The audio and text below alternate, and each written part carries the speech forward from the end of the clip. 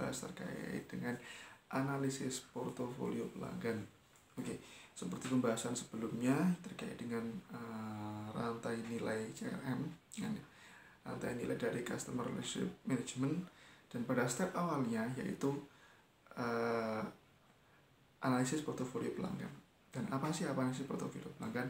Di sini saya akan memberikan gambaran besarnya, atau mungkin untuk apa dan bagaimana stepnya, karena dan untuk lebih jelas terkait dengan teknisnya nanti akan saya bahas di beberapa pertemuan berikutnya, beberapa video berikutnya, dan bahkan ada beberapa teknis yang lebih spesifik yang sudah saya contohkan di pertemuan sebelumnya, dan silakan dilihat di channel saya. Oke, nanti akan saya beritahu apa saja yang harus kita lakukan. Oke, analisis portofolio pelanggan ini menjadi penting karena ini adalah step awalnya sebelum kita memasuki. Ini adalah step yang pertama sebelum ada 5 step pada rantai nilai CRM.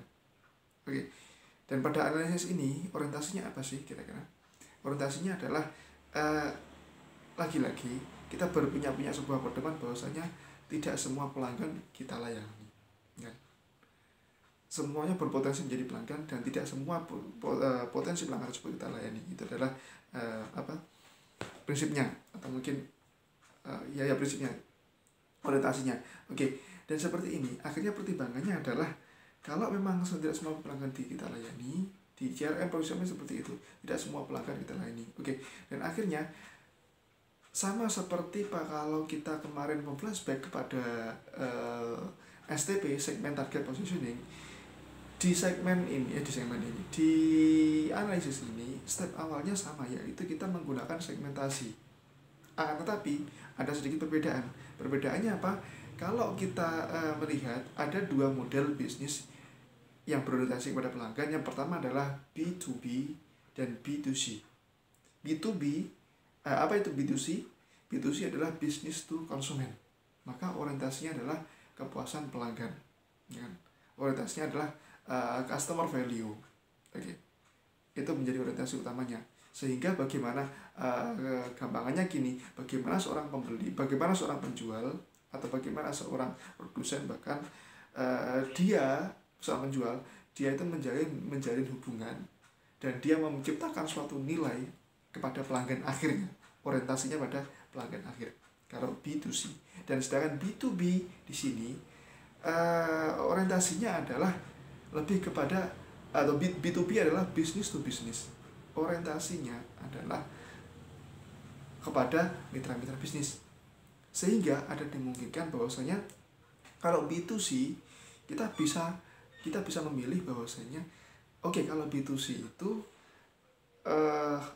ada dalam dalam proses segmenting ini, dalam proses segmenting ini sangat dimungkinkan dalam B2C adalah tidak semua pelanggan kita layani. Kita hanya memilih segmen-segmen tertentu yang sesuai dengan pasar kita dan sesuai dengan produk kita. Oke, itu kalau B2C. Tapi kalau B2B, karena orientasinya adalah business to business, maka cakupannya akan lebih luas lagi. Pertimbangannya bukan kok ini segmen ini tidak kita layani, tapi kita punya mayor dan minor. Mayor itu adalah, yang mayor itu merupakan orientasi utama kita. Jadi dia menjadi orientasi pelanggan utama kita. Tapi di minor bukan tidak kita layani, tapi diusahakan atau diupayakan untuk kita layani dengan mitra-mitra kita, dengan kemitraan atau jaringan kita. Jadi kalau tadi yang B2C tadi berorientasi kepada konsumen, menjaring konsumen, tapi kalau B2B di sini dia menjaring sebuah link atau sebuah mitra, menjaring sebuah hubungan. Jadi dalam B2B dia berusaha bagaimana kalau dia tidak saya layani, tapi dia dilayani oleh orang atau bisnis yang bermitra dengan saya.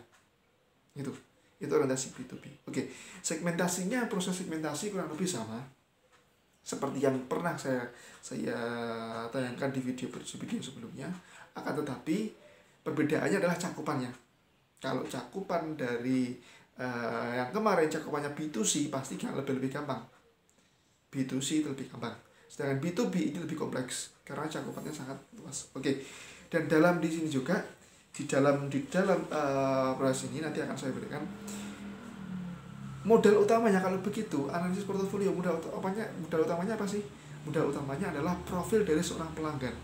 Lagi-lagi seperti hanya STP dan seperti hanya kita memberikan sebuah penawaran kepada pelanggan, modal utamanya adalah mengenal, mengetahui, dan bagaimana mendefinisikan, mendeskripsikan, bahkan memilah-milah, mengklasifikasikan dari pelanggan.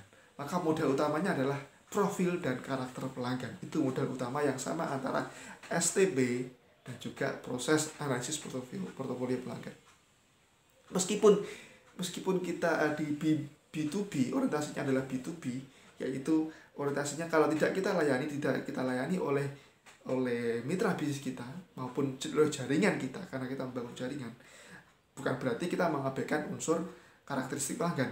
Karakteristik pelanggan tetap menjadi pertimbangan yang utamanya, tetap menjadi fokus utamanya. Oke. Dan tahap selanjutnya dalam analisis ini perangkatnya, makanya bagaimana prosesnya dan bagaimana perangkat apa saja yang kita gunakan. Oke, gini.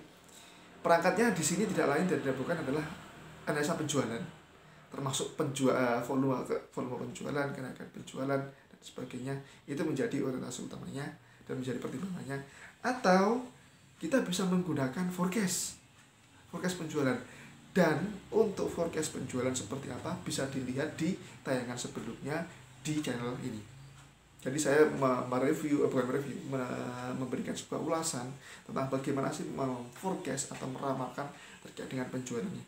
Oke, forecast di sini, hasil forecastnya itu akan menjadi pertimbangan. Oh, ternyata pada peramalan ini, atau dengan kata lain, forecast di sini metodenya seperti yang saya sudah katakan di video sebelumnya, bahwasanya kita menggunakan dasar tahun-tahun sebelumnya. Di tahun-tahun sebelumnya itu menjadi acuan kita dalam rangka, oh ternyata pasar kita atau segmen kita atau bahkan konsumen kita itu sudah tepat atau belum. Oke. Jadi untuk forecast silakan, untuk peramalan silakan dilihat di video sebelumnya. Oke. Dan setelah itu toolkit terkait dengan portofolio pelanggan. Nah, toolkitnya seperti apa? Dan apa saja? Di sini nanti akan saya jelaskan di video berikutnya. Ada yang pertama adalah analisis SWOT. Dan analisis BST, analisis lama kekuatan, dan matriks BCG. Nanti untuk keterangan berikutnya nanti akan saya terangkan di pertemuan berikutnya terkait bagaimana sih analisis SWOT. Karena seperti yang kita tahu, SWOT untuk apa dan bagaimana caranya, terkadang kita hanya mengenal SWOT dari strength, weakness, opportunity, dan threat saja, tanpa pernah mengenal bagaimana cara kita menggunakannya dan bagaimana penarikan kesimpulan dari SWOT itu tersebut, dan hasilnya itu untuk apa. Terkadang kita belum tepat sasaran dalam menggunakannya. Oke. Dan selanjutnya harapannya juga kita menggunakan namanya CLV, ya, Circle Life Value, atau orientasinya di sini adalah menghitung nilai pelanggan dengan berbagai rumusan yang orientasinya adalah bisa membuat pelanggan itu bernilai seumur hidup atau nilai seumur hidup dari pelanggan. Ini menjadi orientasi utama dalam CRM. Pelanggan mau untuk menjadi pelanggan seumur hidup. Oke. Dan ada berbagai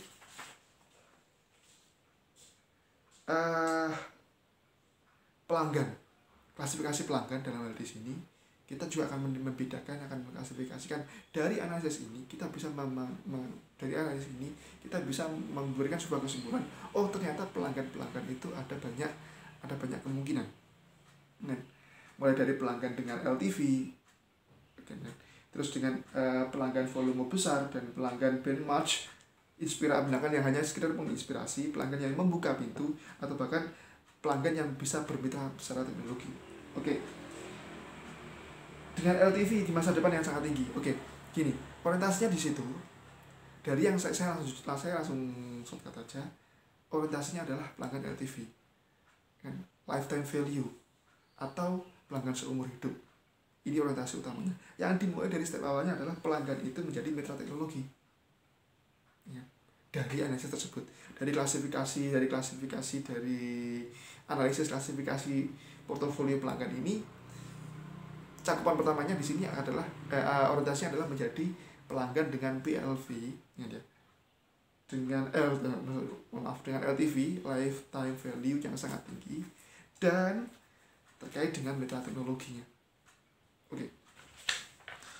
Mitra teknologi menjadi step awalnya, dan juga strategi portofolio pelanggan di sini ada berbagai hal yang harus kita lakukan, yang harus kita jalankan. Yang pertama adalah melindungi hubungan, merekayasa ulang hubungan, meningkatkan hubungan, memanen hubungan, dan bahkan mengakhiri hubungan, rebut kembali pelanggan, dan mulailah sebuah hubungan. Gitu. Ada strategi-strategi yang kita gunakan dalam rangka analisis cara ini. Yang pertama adalah melindungi hubungan yang sudah terbaik, yang sudah berjalan baik, hubungan yang sudah berjalan mulus harus kita lindungi, ya kan ya, strategi-strateginya. Dan juga strategi dengan merekayasa ulang hubungan. Terkadang gini, kenapa kok harus direkayasa? Karena suatu hubungan itu juga akan menjadi berpotensi menjadi kelemahan, karena ada banyak potensi untuk membosankan. Bosan, saya menjalin hubungan dengan produsen ini, saya bosan menjalin hubungan dengan produsen itu karena ya begitu-begitu saja. Maka akan ada rekayasa atau gimmick-gimmick yang harus kita gunakan dalam rangka merekayasa ulang hubungan tersebut agar pelanggan tetap setia, agar pelanggan tetap mau dengan kita. Oke. Meningkatkan hubungan di sini ada banyak sekali yang kita gunakan, seperti ini. Yang tadinya hanya sebatas teman, hanya sebatas pelanggan, menjadi teman, ya kan ya, akhirnya menjadi teman, atau bahkan menjadi saudara, atau bahkan dia menjadi stakeholder atau bagian dari keberlangsungan penjualan, keberlangsungan produksi, atau bahkan keberlangsungan yang lain, yang dia itu telah menjadi ibaratnya hubungannya naik, yang tadinya tidak hanya sekedar antara pembeli dan penjual saja. Oke. Memanen hubungan ini kalau memang sudah terbaik, sudah mendapati yang terbaik, atau sudah mendapatkan hasil yang baik, sudah mendapatkan step yang baik, maka dia akan memanen hubungannya. Oke. Dan boleh juga mengakhiri hubungan kalau memang dirasa konsumen tidak memberikan benefit yang berarti. Boleh memanen hubungan, ya. Silakan memanen hubungan, silakan mengakhiri hubungannya dengan pelanggan kalau memang pelanggan tidak memiliki benefit yang berarti. Oke. Terus merebut kembali pelanggan seperti ini. Terkadang kalau merebut kembali pelanggan itu biasanya terjadi dikala pelanggan itu merasa resah. Bukan kita yang memulainya, tapi pelanggan yang memulai. Kalau kita yang memulai, berarti kita menggunakan analisa yang keliru.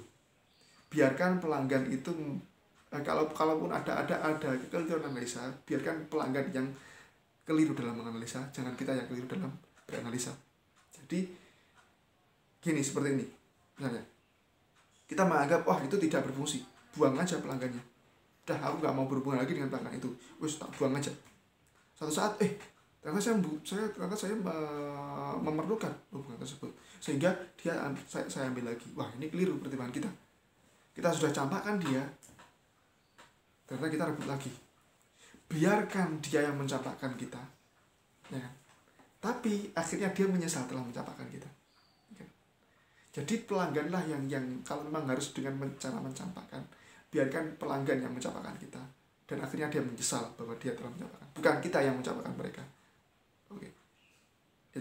Itu namanya strategi merebut kembali. Dan memulai sebuah hubungan ini juga sangat penting. Baik, itu yang bisa saya sampaikan terkait dengan materi analisis portofolio pelanggan, dan untuk step selanjutnya saya akan terangkan bagaimana kiat-kiatnya terkait dengan apa saja yang harus kita lakukan. Begitu juga dengan tanya jawabnya saya akan terangkan di video berikutnya. Saya akhiri sampai sekian.